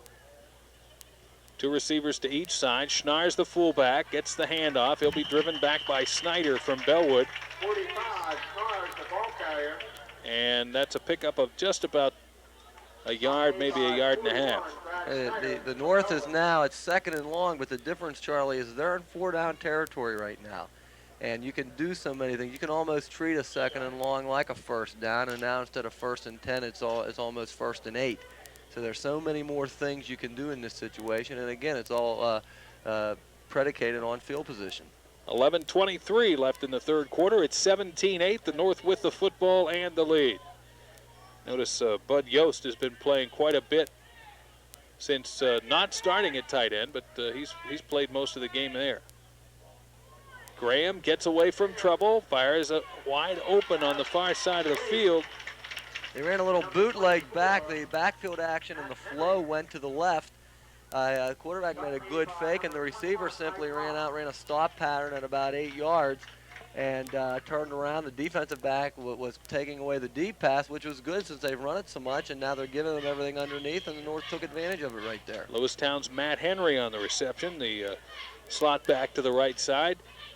I believe all of the positions have been used, the right or left end and the slots either way, too. They've hit the slots on some short seams off the quick drop back, and obviously they've gone deep with the slots. They've gone deep with the wide out, so they spread it around nicely. Bruce Graham turns and pitches to coming around the left side, Fred Ironside, but he'll be stopped back there.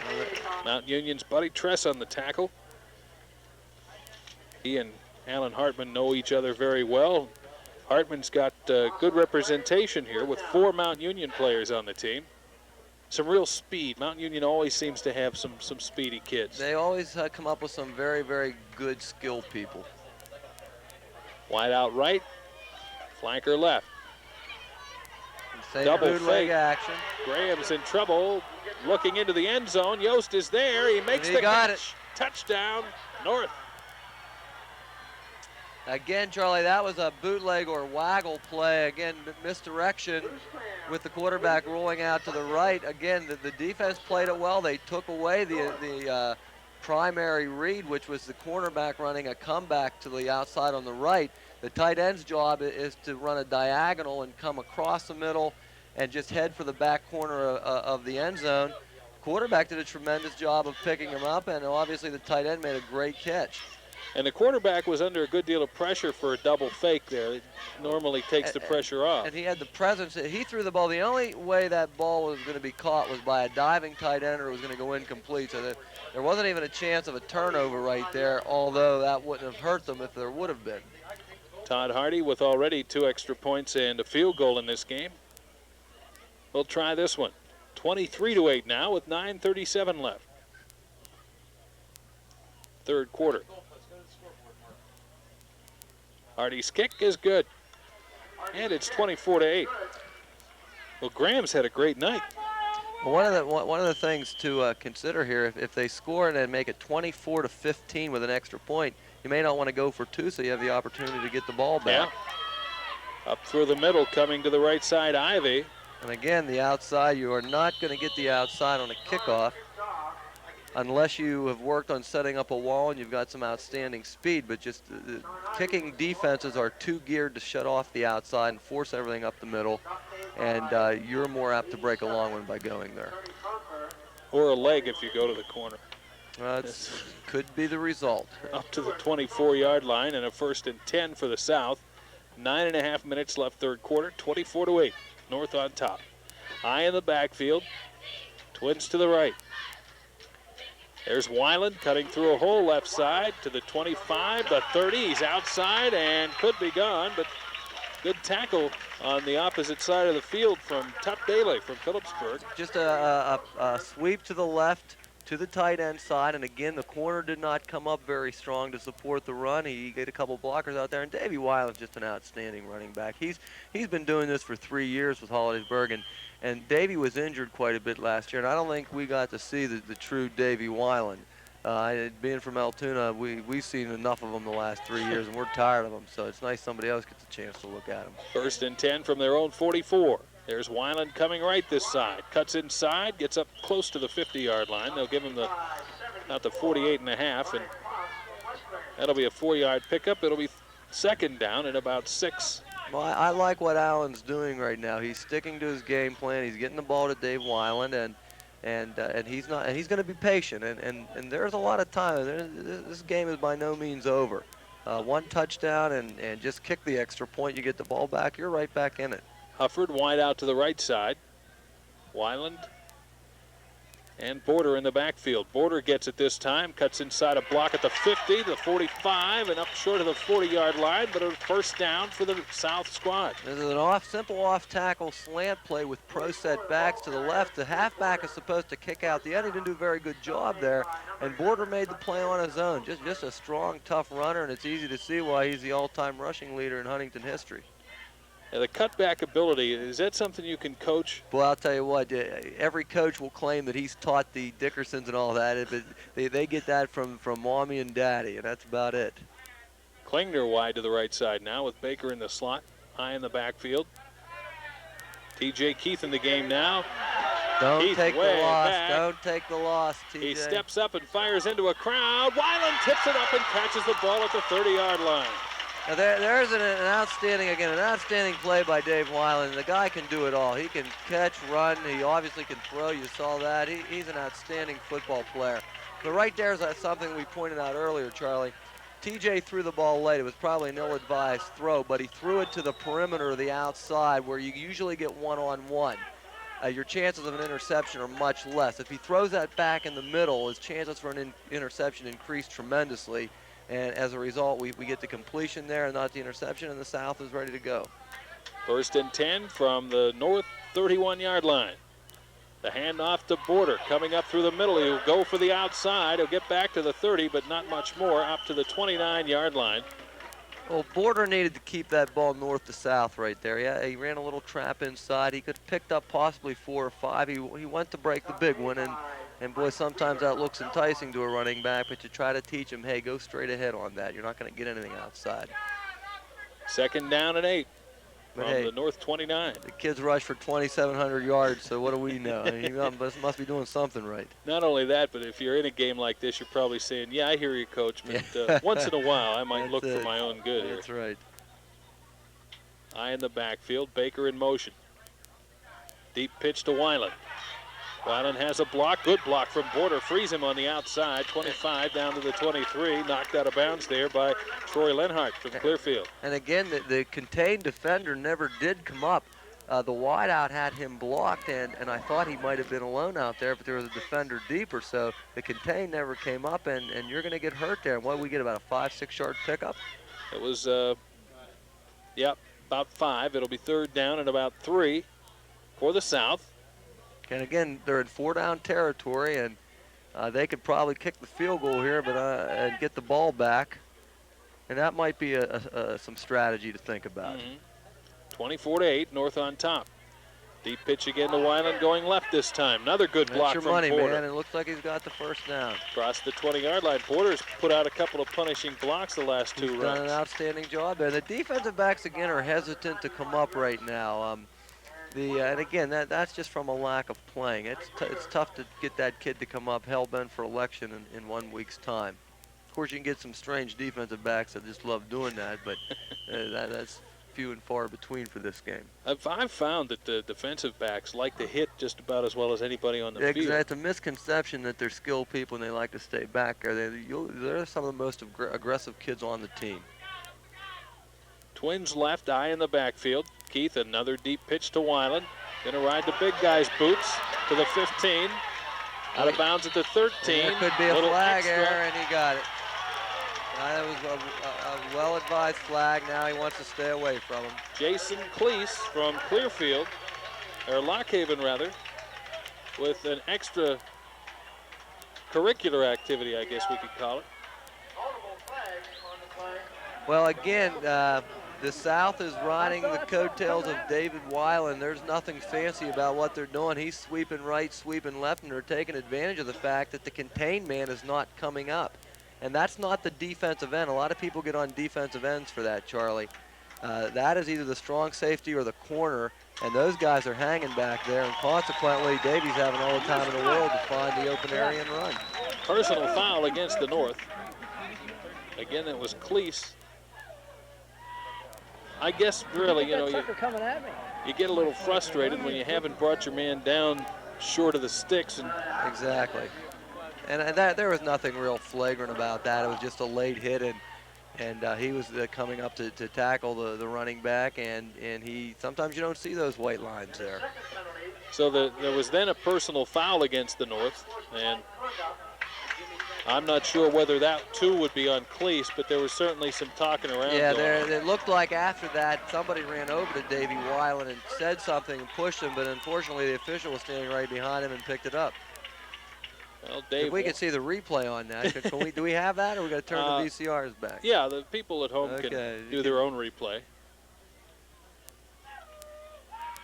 But I guarantee you, whoever was guilty of it will not want to see it again. Now, surprisingly, they're staying spread here, Charlie. I thought they'd go to their 2 tight end offense right now. Weiland's out of the game. Weiland's out of the game. Laverne House with the football, heading for the corner. Good move, he'll get in. That's a great individual effort by Laverne House. And he beat Chad Fischer, too, from Bald Eagle, who's an excellent player. Excellent defensive back, right. That was an individual effort. The blocking was not real good on the play, but when you have an outstanding running back, sometimes that makes up for 2 to 3 blockers. And that'll make it 24-15, I believe, if they'll add 14. I'm sorry, they're right. See, they're being smart now. They're kicking the point so that they should get the ball back now. Eric Klingner again. Hold by Heilman. It's up and good. Well, the thing that always gets to me, Charlie, is there's a big, strong, tough defensive lineman that's been running into 250-pounders all night. Now he broke through, and you got a 13-ounce football that's coming up, and he put his hands in front of his face, and he turned sideways, and he missed the kick when he had an easy block. And Rob Stewart is limping off the field, Phillipsburg player. 24-15, Ivy and Baker are deep. Now, my question is, Charlie, if the score would have somehow been 24-16 on the touchdown, do you purposefully not go for the extra point and miss it to get the ball back? You know, I think you do in a game like this. You know, hey, you might. Is that ethically what sound, or I think I'd do it. All right. Should be Schnars kicking off, and it is, and a good one. Could drive Baker back, and it does. No return. That'll set him up at the 20-yard line, and that may be as big a play as the North has had in the third quarter. Absolutely. Now the South has to go 80 yards. They have poor field position, and a game like this, as we've noted throughout the contest, the field position seems to dictate whether or not the offense is going to do very well. 6:32 to go in the third. It's 24-15. I'm going to have to check back in the record books here. There were 49 points scored in 1986. This one's got 39 at this point. 29 is the high one-team mark. And there's plenty to go here. Just talking to some people between halves saying, this is a nice break from baseball. Try the handoff off the left side. It looked like they were running an old Delaware wing T type of a buck sweep where they fake to the fullback and bring the halfback back across with two guards pulling, and they didn't do it very well as they lost a yard on it. Matt Baker comes off the field after that carry. One of the problems in All-Star games, Charlie, and I've been part of it, is that we as coaches try to put too much in 1 week's time, and you start out saying we're only going to put 5 plays in, and then it's like 6, and then it's 7, and then it's 28 all of a sudden. And yeah, it's just something that's difficult to do. I got this play. I just love it. We got to put this. And you rationalize and say, well, we need this, or they've run this for years. And Jonathan Shields, the quarterback. He'll take it out to the leg left side himself, and it's working. Cuts in at the 30. Great play. 35 and out to the 40-yard line, Jonathan Shields. Great deception on the fake, Charlie. He put the ball in his belly, pulled it out. He followed the backs with his eyes. The defensive end closed down. That was as smooth a fake as I've seen in a long time. About a 21-yard pickup, 1st and 10 from the 41. And I think we indicated at the beginning that we would see this gentleman running options, running bootlegs, running keepers, and generally just freelancing a little bit, and he does a great job at it. You know, when he gets out in the open field and the people he's about to get to are looking the other way, something worked. There's the deep pitch this time to Laverne House. Laverne House. And you better put that ball in, or we're going to have a turnover down here. They brought the house down with that one. It's not as crazy up here tonight, but that's because we got the Chamber of Commerce guy over here. Well, I just quite a lot less tense than I usually am at this point in the game here. And I don't have any sweat in my palms, and I feel relaxed. You guys must have a life, I'll tell you. Sometimes.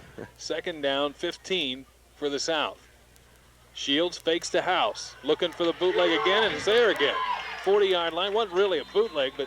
Well, yes, it was a bootleg, Charlie. The defensive end played it well, but the quarterback made an outstanding effort in beating the defensive end. He didn't want to take it up inside, but that was the only place he had to go. It was a great play by the defensive end. He did everything but make the tackle. But it brings up 3rd down and 7.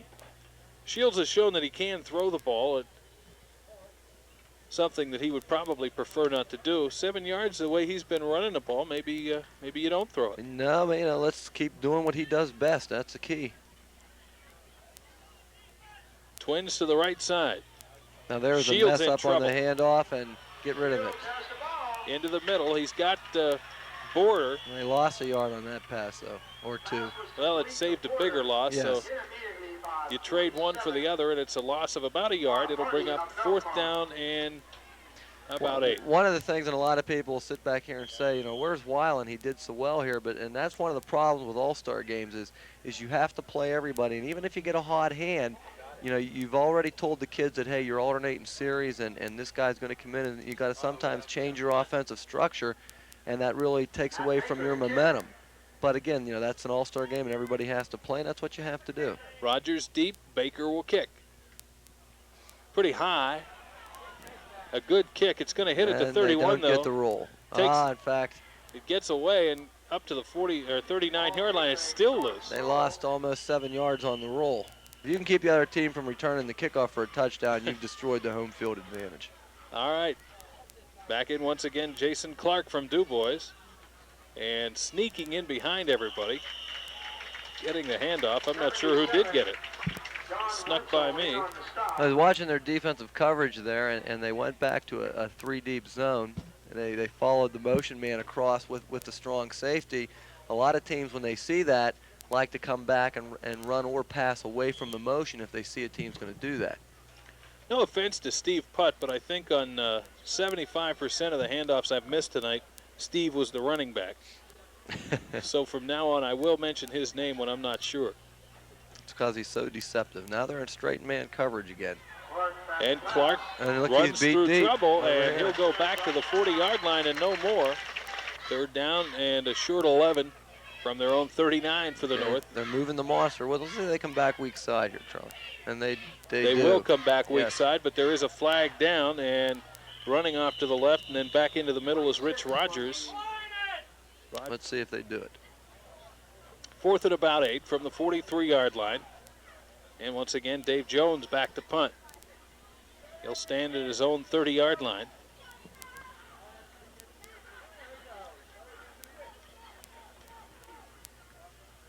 Low end over end again. Weiland comes into the middle of the field and takes it up the middle. The 30, he'll go laterally. We have There's a a clip. Yep, we have it. Good Might call. have another one.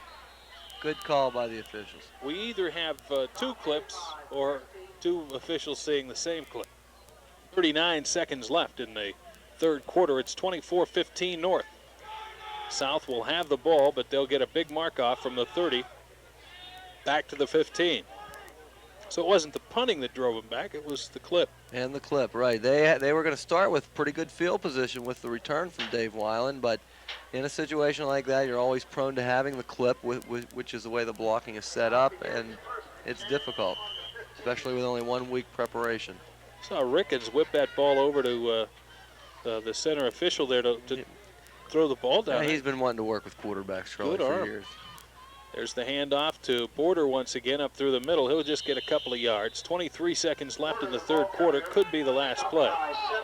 Has Border been the only fullback, Charlie, or are they using another fullback? He seems like he's getting a lot of playing time. I'm pretty sure Border has been the only one to carry from the fullback position. There have been a lot of substitutions, obviously, but they've used Border almost exclusively. It'd be interesting to see Weiland in the backfield along with the young man from Mount Union.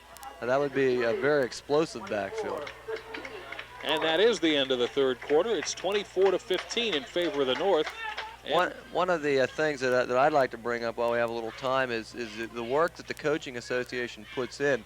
I know Jack Bailey and Gowan Stoker have done a tremendous amount of work for the program, and getting all the area coaches involved in it. The operation has only been 5 years old, but it's really promoting football in central Pennsylvania, and I just think with all the coaches working together the way they have been on both sides, that it's just going to enhance football in our area for years to come.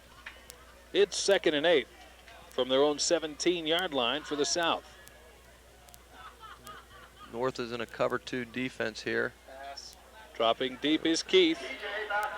Keith is running out of room, but he fires it up short. Border will have it. Border spins at the 20-yard line. He'll have the first down as he gets across the 25. Some names, I know that Chad Fischer is a guy that Bald Eagle area has been using for a few years, and great athlete. Been an outstanding running back for them and a defender over the years. There comes your sweep to the left. It's Dave Weiland across the 30, out to the 31-yard line. Whatever the problems were before, they seem to have adjusted. Well, we got a flag there, Charlie, coming up, and let's see who it's on here. Looks like that sand is working its way up again. I know they put more sand on the field this week. I wasn't aware that more was put on this week. I know about at the beginning of the month there was quite a bit put on, and it had settled pretty well, and I wasn't aware of that. All right, that's a 2-yard pickup. What happened to the penalty? I'm sorry, I was looking at this note. No penalty. Personal foul both ways. Now, I've always thought that was real silly. Replay the down, or is that a dead ball foul? We'd carry it right on. 2nd and 8 is the situation at the 31-yard line. Okay. Now, from the eye. If that would have been a live ball penalty, we would have seen the down replayed. There's Weiland. It goes behind him. Okay. Time of possession in the third quarter. The South, 12:02, and the North, 3:58. So South dominated. Of course, they benefited from the extra kickoff, too. 24-15. North on top. South with the ball at their own 31. Keith back on 3rd and 8. Into the middle, and Border had the ball momentarily. It was knocked out of his hands on a great hit by Mike Weaver from Belfont. That's something you do to set up something else, and it looks like they could get a big gainer if they went back to a slant route on the weak side. 14:05 left, so on 4th and 8, the South will kick it away. Matt Baker back at his own 18-yard line, steps up and gets it away. Great rush, great kick. Nice block there, too. The kick is at the 27-yard line, and Good coverage, T.J. Heilman. Great job. Rich Rogers is dropped back inside the 25. We'll see whether or not they pick up some forward progress for him. T.J. Heilman has been covering punts and has been in the face of the punt receiver all night, and he made a great play there by, again, hustling down the field. I won't expect them to open up the way they were in the first half. Wideouts either way, split backfield. The handoff from Graham in the backfield to Rich Rogers. And they're running a little, again, a buck sweep, which is a Delaware wing T sweep where you fake the fullback in one direction, pull both guards, and hand off to the halfback opposite. Boy, when you watch the Delaware wing T, and I know probably there are a handful of teams in this affair tonight that use the wing T. When it runs to perfection, it's just a thing of beauty. Again, it's a very deceptive offense. It's a sequential type offense where you do a lot of things out of the same look, and you have to be really sold on it. Single wide receiver to the left, and Graham looks out that way. He's got Holden breaking in underneath the wideout for a first down. And again, they ran that off the play action from the previous play, which froze the linebackers. And again, a great play call there. Second down, long yardage. Great time to call play action pass.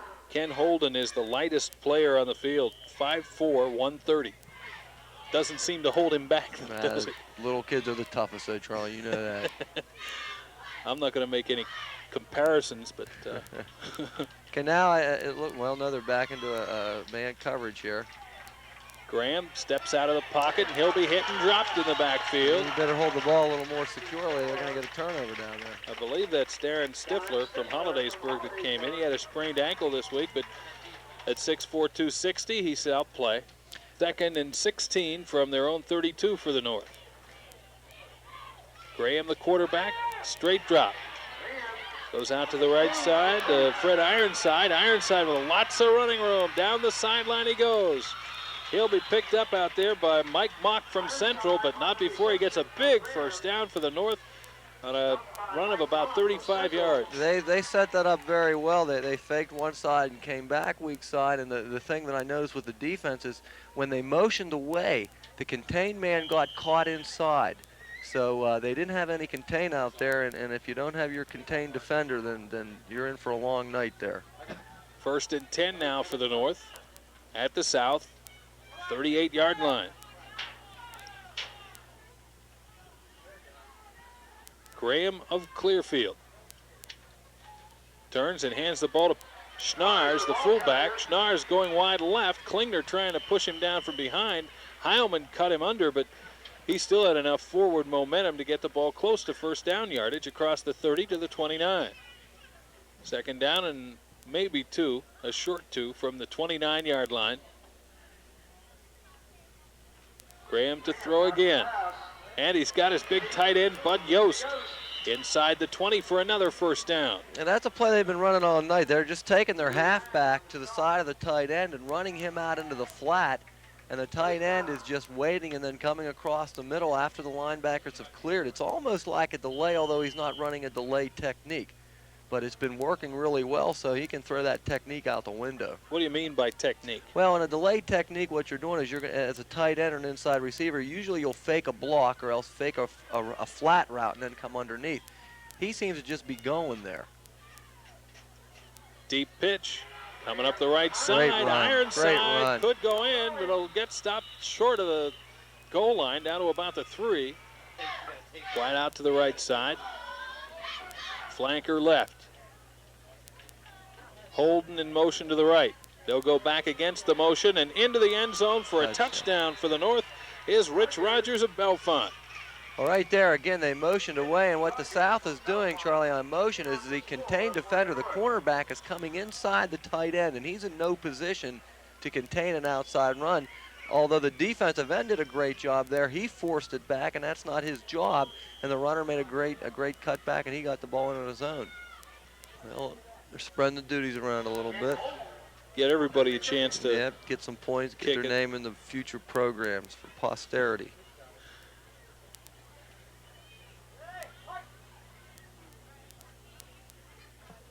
$30 to 15, make it 31.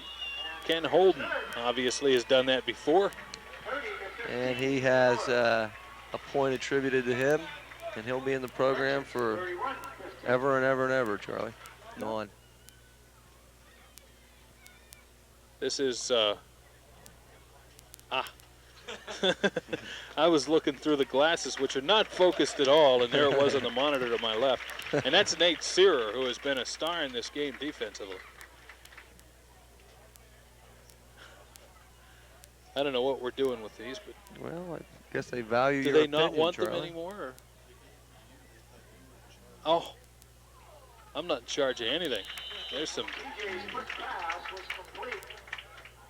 Boy, there was some tough hitting going on around T.J. Keith.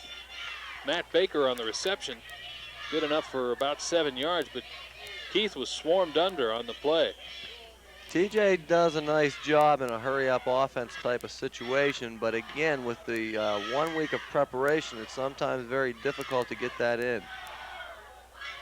2nd down and 3. TJ's got to hurry up out of the huddle. He's coming out and taking his good old time, and the clock's moving. And he'll take it on the chin again. This from Brian Potts from West Branch. Their defense has been very, very good.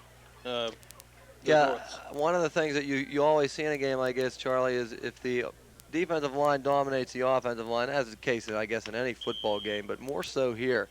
The offensive line has such little time to prepare, and unless you're physically superior, you're going to have a long night, and it's awful tough for the South to compete against some of the bigger, quicker kids on the North inside. Keith dropping. In trouble again. He has had no time. Fires it up along the sideline, goes by Weiland. And in on the coverage was Tut Bailey. That one hit turf and really was not in anyone's given area. Yeah, and a lot of people will say, well, what are you talking about? The South offensive line is huge. Well, the tackles are huge, but if you take a look at the center and the 2 guards, they're very small, and they're doing the bulk of the pass blocking, and it can make it difficult in a game like this. Maybe they should have converted some tackle meet to guard meet here. That's a possibility. Then you lose a lot of your quickness and your running game with that. So it's 4th down and 10 at their own 31, and this time the South will just go for it with 4:36 left. Or South, rather. The South trails by 16. Here's the option again. Klingner looking upfield. He's got him. Heaves it. Oh, it was almost picked off. Good play from Tut Bailey. Free safety came over at the last second and made a good play. And that was headed for Sean Ivey of Juniata Valley, too. If he'd been able to just get it another couple yards airborne, that might have gone for 6. It could have been. He was there. And this will turn the ball over to the North, 31-15. Some of the people starting to file out. Well, yeah, so unless we have a major turnover and a major big play, the North should be able to control this and take this football game. Well, this is always a lot of fun up here. I mean, we generally only have to deal with a few names in any given night. There's been a ton of them tonight. I hope we haven't offended anybody. Charlie, I've gained a greater appreciation for yours and Cal's role up here, just deciphering all this material and information. And I don't think I could do it for a living. Well, you're doing good. I might have to do it for a living someday, but I don't think I'd want to. Fred Ironside with that loss on the play of about a half a yard. It'll be 2nd and 11 from the South 32-yard line. 2nd down and about 11, and a timeout. That was not a timeout, was it? Well, let's see what they're doing right here. Because there's no timeout taken off the scoreboard. That could have been an official's timeout there. Commercials. Commercials, something. And Jason Clark, the quarterback. Once again from the eye, Clark rolling to the right side. Still looked like he wanted to throw the ball, but it was hard to tell if he was trying to run an option. The tailback took off too far outside him, or if he wanted to throw and maybe put this game away. Huntington's John Garner made the pressure in the backfield and the sack. So it'll be 3rd down and about 18. We've had quite a few 2nd or 3rd and very long yardage situations tonight. And we've had a number of those that went for good. Yes, we did. Well, we'll see what they can do now if they can put something up. 3rd and 18 from the 39-yard line. This might be a good time just to throw it deep. Take your chances. If it's intercepted, it's as good as a punt down here. And that's what he's going to do, or he's going to throw a screen. It is a screen Or pass. they could throw a screen. Or they could throw a screen. Fred Ironside. And that might be the Ironside's better still thing to alive. do. He's on the way down the sideline, and he'll be picked up by Klingner. And being the prophet that you are, Charlie, there you just picked it out again, and they've converted this once again. 1st and 10 for the North. 3 minutes left in the game, 31-15. Just outside the 10-yard line. Deep pitch to Rich Rogers. Rogers headed to the corner. He'll be driven out at the 5-yard line. They did a good job in shutting off the end, but by that time there was 6 yards gained. Yeah. When you get to the outside on that, and again, you've got to have a corner that's going to come up hard, or a strong safety is going to come up hard on contain and force that back to the inside. And if you don't have that, you're going to be in for a long night. But I think both teams have exploited that on the defenses and have run the sweep very well. 2nd down and 4 yards for the first down, 5 for the touch. Split backfield for Clark. Clark gets hit as he delivers it, and it was almost picked off, and that was Mock. Steve Mock of Williamsburg. Steve had his lineman's dream shattered right there. He could have got 95 yards for a touchdown, and then who knows what could have happened. And he'll be saying after this game, if I just had one more step. 3rd down and 4 now for the North. They don't seem to be pressing the issue here. Of course, they did throw on that last play, didn't they? Yes. 2:49 left. Well, they almost had a gimme out there. Now they got the coverage. They spread out the offense again. And Schnars will go off the left side. And he's tackled with 1 foot or 1 hand. 62 from Huntington? No.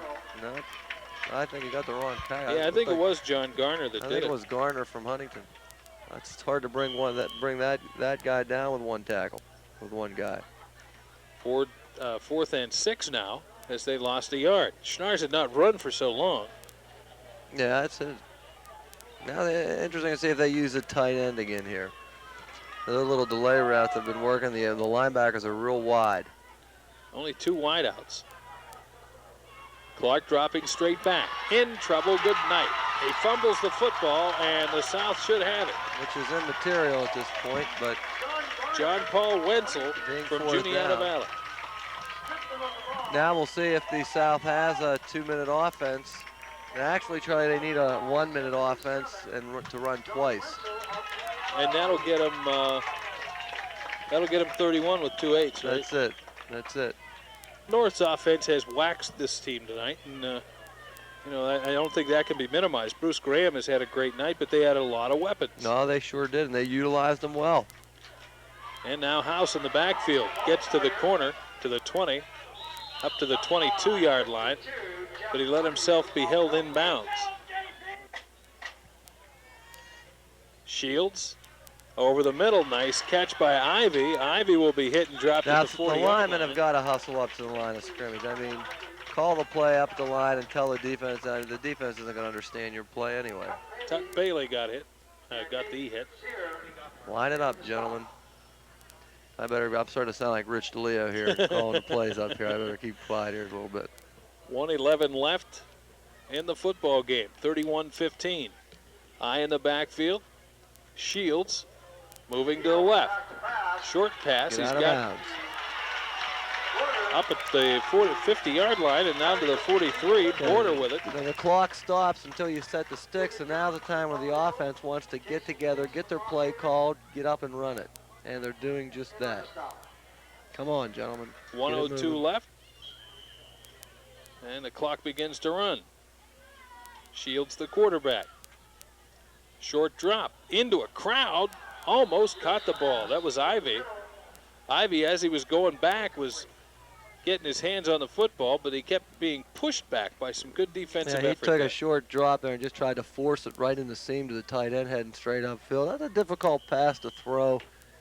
And even it's not a difficult pass to catch, though, because you're right there in stride, but there are too many linebackers, strong safeties, and free safeties around the area. Bishop Guilfoyle's Dan Casillo has yet to catch a pass tonight. Danny Casillo will be attending Gannon University, which is just starting their football program, and he could play one of several positions for them. Shields almost went to a knee. Fires it down the middle. Yeah, He's the got him. receiver, and he got him. Matt Baker for Williamsburg. Tremendous catch on the play by Matt Baker, but an even more impressive pass. That gentleman lost his feet. He regained his balance, and he found the hardest part of that play, Charlie, was finding the receiver. And he did it and put the ball right on the money. And Matt Baker showed some real speed on that one, too, being able to break by the defense that deep. Absolutely. Now, if they can get the 2 points here, and you have your onside kick coming up, and like we've said, stranger things have happened. But wait a minute, they're going to go here. for one, and are they going to fake it here? That's got to be a fake, right? Wrong. Klingner boots it through. So that makes it 31-22. Maybe is my math off? You don't have much of a chance now, do you? I guess, well, I don't know. Maybe they were figuring that was going to be the last score anyway. Well, now they're going to get the ball back, but they need 9 points. But absolutely, and my point is let's go for the 2 and make it. And if you don't, you still get the ball back anyway. But if you make it, you have an opportunity to kick the onside kick, recover, and 45 seconds left. That's time for 3 or 4 long passes, and hey, who knows? We've had 3 long bombs for touchdowns, and the last one Shields to Baker for 43 yards. 5 plays, 84-yard drive, 118.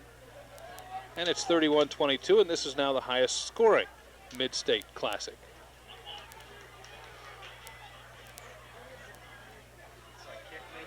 And Schnars will kick off. Baker and Ivy are deep. Off the side of his foot. This is going to go out of bounds on the far side. So that'll bring it back to the 35. I'm still trying to figure out going for 1 point here, Charlie. Yeah, that... I think when you have an opportunity as remote as it may be to go for a win, but again, maybe in the heat of the moment somebody wasn't thinking and didn't get to play it. And again, in an all-star game, there's so many things going on that that's apt to happen.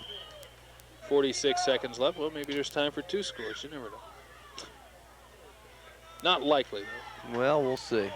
Get out of bounds. Joel Musselman from Central goes out of bounds on the far side of the field.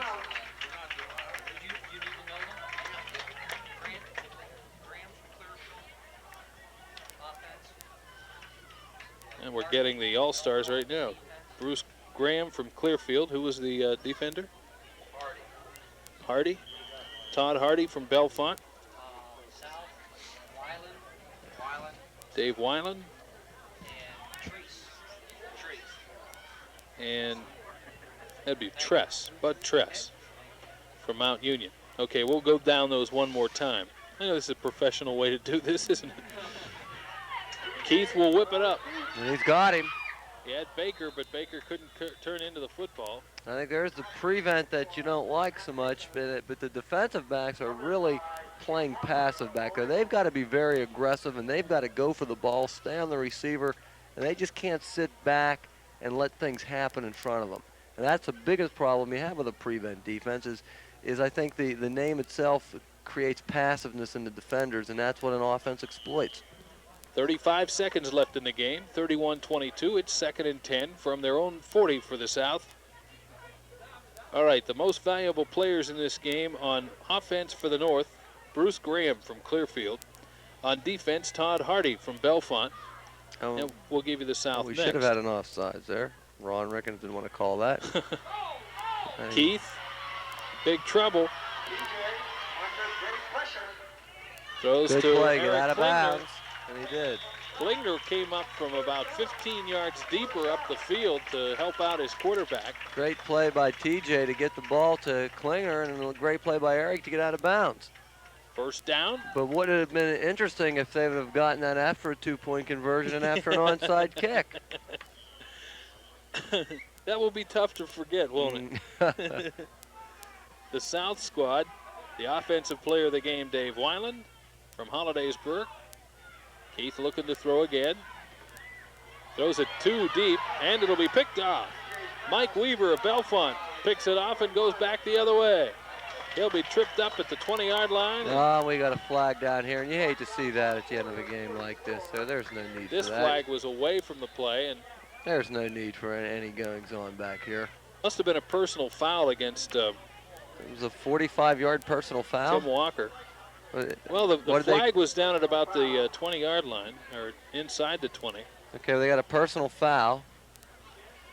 Okay, I see. All right, yeah, they moved it down here then. Okay. And it could have even been a clip on the run back. I don't know. And that's the end of the football game. They ran the clock there and snuck the end in on it. Final score, 31-22. The North squad wins and ties the series at 3 games apiece. A good game, though. Lots of fireworks. This one had just about everything in it, including officials' huddles. Absolutely, Charlie. I think both teams should be complimented. They got a lot done in 1 week's time. A lot of offense was put in, and, of course, the defense was limited. And when you get a good defensive effort in this game, it usually spells a win. And but I don't know if that was true here. I don't know if I seen any defense which was outstanding. I think both offenses did a nice job, and I think it was a matter of who created the most turnovers or had the most penalties, which spelled defeat in the end. All right, the stats for the North squad: 17 of 29 throwing the ball for 380 yards. It's a good night. 3 touchdowns and 1 interception. 32 rushes for 61 yards. 17 first downs. A total of 61 offensive plays for 441 yards. Remember that they had the ball for very little in the third quarter. 4 punts for a 32-yard average, 6 penalties for 53 total yards, and the time of possession for the North, 25:57. It's kind of a deceptive statistic because the South's time of possession was 34:03. Well, I think if you look back on the short drives that the North had when they scored, I think that's where you're going to get your answer on that statistic. 11 for 30 passing for 144 yards. That was not a good night. 1 touchdown and 4 interceptions. 45 rushing yards for 154 yards, or 45 rushing plays, that is. 22 first downs. Total of 85 plays for the South squad for 298 yards. 6 punts for a 33-yard average. 6 penalties for 58 yards. And time of possession, once again, 34:03. The South had the ball longer, but the North did much more with it. Well, I think that's what it matters. It doesn't matter how long you keep the football. We don't give points for that. Yep. But it's how long it takes you to put it in the end zone, and the North obviously proved a little more superior at that, Charlie. Well, John, I want to thank you for helping out tonight. I think there's a future in this if you want to get away from the coaching game, and believe me, the pressure is much less. Well, I'll tell you, I really enjoyed it here. It's the first time I've ever been up in the broadcast booth, and just being able to be around legends like Cal Burgonian, Charlie Weston, and even Rich DeLeo. I mean, I was just among the gods of the profession here. You seem to be it all. But it was a lot of fun, and I really appreciate you having me here to do it, and maybe sometime in the future we can do it again. Could be. If you get tired of being on the sideline, let us know. And for those of you who have played in this game and were watching it at home, we hope you had an enjoyable experience. If I mispronounced anybody's name, sorry. If I left anybody's name out, sorry for that too. But all in all, it was a successful night, especially for the North, who won the game 31-22 over the South. I'm Charlie Weston. For John Franco and Cal Burgonia, you folks have a good night.